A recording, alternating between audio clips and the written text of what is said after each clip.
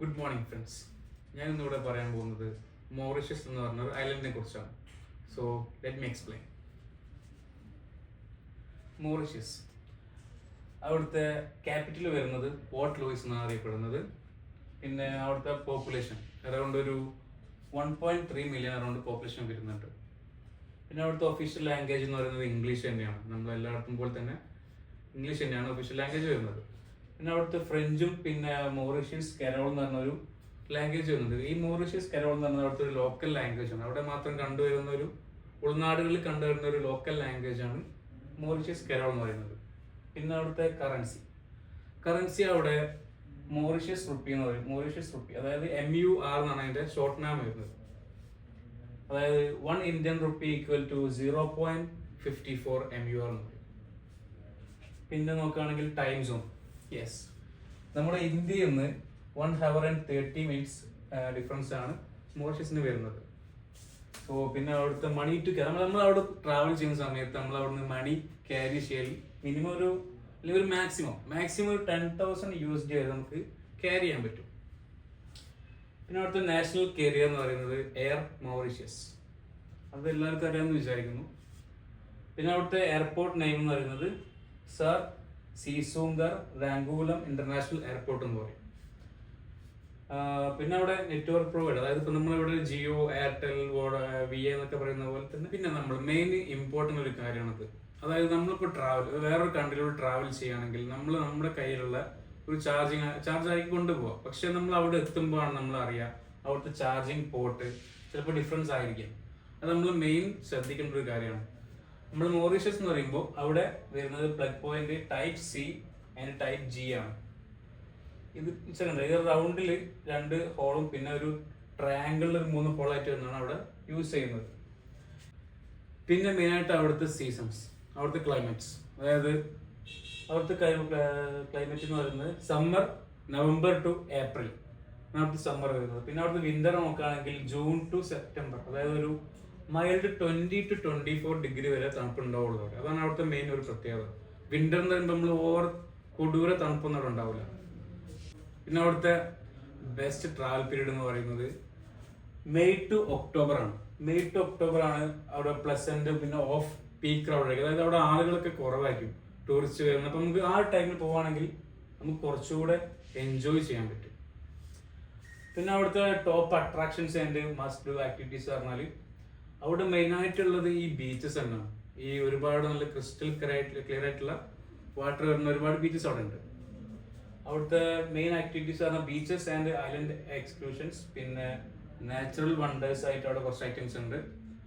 പിന്നെ വരുന്നത് wild life and adventure ഉണ്ട് അവിടെ. പിന്നെ കൾച്ചറൽ ആൻഡ് ഹെറിറ്റേജ് ഉണ്ട്. ഇപ്പോൾ ഈ നാച്ചുറൽ വണ്ടേഴ്സ് നോക്കുകയാണെങ്കിൽ അവിടെ ഒരു കാമറൽ 7 കളേർഡ് എർത്ത് വാട്ടർഫോൾ എന്ന് പറഞ്ഞൊരു മെയിൻ വാട്ടർഫോൾ ഉണ്ട്. അതുപോലെ തന്നെ black river Gorges national park ഉണ്ട് അവിടെ.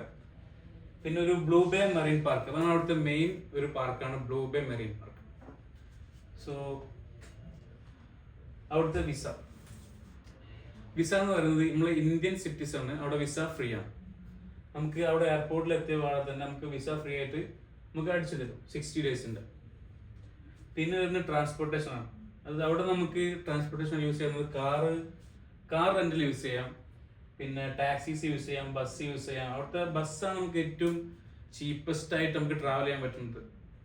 അപ്പോൾ നമുക്ക് സേഫ്റ്റിക്ക് വേണ്ടി നമ്മൾ അവിടെ പോവുകയാണെങ്കിൽ നമ്മൾ കരുതേണ്ട ഐറ്റംസ് ആണ് ക്ലോത്തിങ്, അതായത് light ഫാബ്രിക്സും modest wear four cultures. അതായത് നമ്മൾ എന്തെങ്കിലും ഒരു കൾച്ചറൽ ഹെറിറ്റേജ് ആയിട്ട് പോവുകയാണെങ്കിൽ നമ്മളൊരു ഷോൾഡറിലും കവർ ചെയ്ത് അല്ലെങ്കിൽ നെക്കിലും കവർ ചെയ്തിട്ടുള്ള ഡ്രസ്സ് നമ്മളോട് ധരിക്കണം, എന്നാലും നമുക്ക് അവിടെ ഒരു കയറ്റുള്ളൂ. പിന്നെ നോക്കുകയാണെങ്കിൽ ബീച്ച് ഗിയർ, നമ്മൾ ബീച്ചിൽ പോവുകയാണെങ്കിൽ നമുക്ക് അറിയാലോ സ്വിം വെയർ, പിന്നെ സൺസ്ക്രീൻ, അങ്ങനത്തെ ഐറ്റംസിൽ നമ്മൾ കോമൺലി എല്ലാവർക്കും അറിയുന്ന കാര്യമായിരിക്കും. പിന്നെ മെയിൻ നമ്മളിവിടെ നോക്കേണ്ട കാര്യം, നമ്മളൊരു തെഫ്റ്റ് അവിടെ പ്രതീക്ഷിക്കാം. അതായത് നമ്മളെ സാധനം, നമ്മളെ ബിലോങ്ങിങ്സ് നമ്മൾ തന്നെ സൂക്ഷിച്ച് കൊണ്ടു നടക്കാം. പിന്നെ അവിടുത്തെ ഫ്ലൈറ്റ് റൂട്ട്സ്, അവിടെ നമുക്ക് ഇവിടുന്ന് ഡയറക്റ്റ് ഫ്ലൈറ്റ് ഉണ്ട്. അത് മുംബൈയിൽ നിന്നാണ് ഡയറക്റ്റ് ഫ്ലൈറ്റ് വരുന്നത്.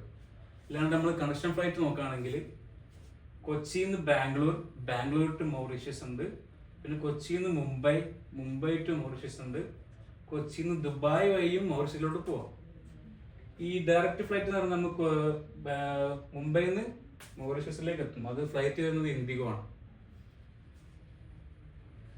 പിന്നെ അവിടുത്തെ ടോപ്പ് ഡെസ്റ്റിനേഷൻസ് ആണ്, അത് അവിടെയുള്ള ഏറ്റവും കാണാൻ പറ്റിയൊരു ഡെസ്റ്റിനേഷൻസ് ആണ് ഇപ്പോൾ പറയാൻ പോകുന്നത്. ഗ്രാൻഡ് ബൈ എന്ന് പറഞ്ഞ ഒരു ഡെസ്റ്റിനേഷൻ ഉണ്ട്. അതാണ് അവിടുത്തെ മോസ്റ്റ് പോപ്പുലർ ബീച്ച് റിസോർട്ടും പിന്നെ ഒരു നൈറ്റ് ലൈഫ് ഉള്ള സ്ഥലമാണ് ഗ്രാൻഡ് ബൈ.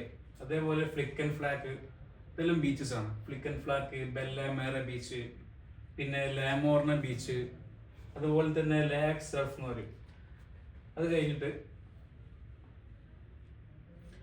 പിന്നെ അവിടെ കുറച്ച് അഡ്വഞ്ചർ ആക്ടിവിറ്റീസ് ഉണ്ട്. അതായത് ഇപ്പം നമ്മൾ ഹൈക്കൊക്കെ ചെയ്യാൻ പറ്റുന്ന അതിലൊന്നാണ് ബ്ലാക്ക് റിവർ എന്ന് പറയും. പിന്നെ ഈ കാരമൽ 7 കളേർഡ് വാട്ടർഫോൾ ആണ് അത് വരുന്നത്. പിന്നെ ട്രോവാക് സർഫ് എന്നൊക്കെ പറഞ്ഞ ഒരുപാട് ആക്ടിവിറ്റീസ് അവിടെ ചെയ്യാൻ പറ്റും. പിന്നെ അത് കഴിഞ്ഞിട്ട് അവിടുത്തെ യൂണീക്ക് എക്സ്പീരിയൻസ് നമുക്ക് ചെയ്യാൻ പറ്റുന്ന കുറച്ച് ഐറ്റംസ് ആണ് ഞാൻ പറയാൻ പോകുന്നത്. ടീ പ്ലാന്റേഷൻസ്, ടീ ഫാക്ടറിയിൽ നമുക്ക് ടൂർ ചെയ്യാൻ പറ്റും. പിന്നെ ഈ കെസല നാച്ചുറൽ പാർക്ക് എന്ന് പറഞ്ഞൊരു പാർക്കുണ്ട്. അവിടെ നമുക്ക് സഫാരി ടൂർ, സിപ്പ് ലൈന്, അങ്ങനത്തെ കുറച്ച് കാര്യങ്ങൾ നമുക്ക് അവിടെ കാണാൻ പറ്റും. അതുപോലെ തന്നെ അവിടുത്തെ ലക്ഷറി റിസോർട്ട്സ് എന്ന് പറയുന്നത്, നമ്മൾ അവിടെ പോവുകയാണെങ്കിൽ നമുക്കിപ്പോൾ റിസോർട്ട് എടുത്തിട്ട് അങ്ങനെ നിൽക്കാം, അല്ലാണ്ട് നമുക്ക് ഒരു ടൗണിൽ റൂം എടുത്ത് അങ്ങനെ നിൽക്കാം. പക്ഷെ കുറച്ചും കൂടി ബെറ്റർ എക്സ്പീരിയൻസ് നമുക്ക് ചെയ്യണമെങ്കിൽ റിസോർട്ട് എടുക്കണം. അത് അവിടുത്തെ മെയിൻ റിസോർട്ട്സ് ആണ്.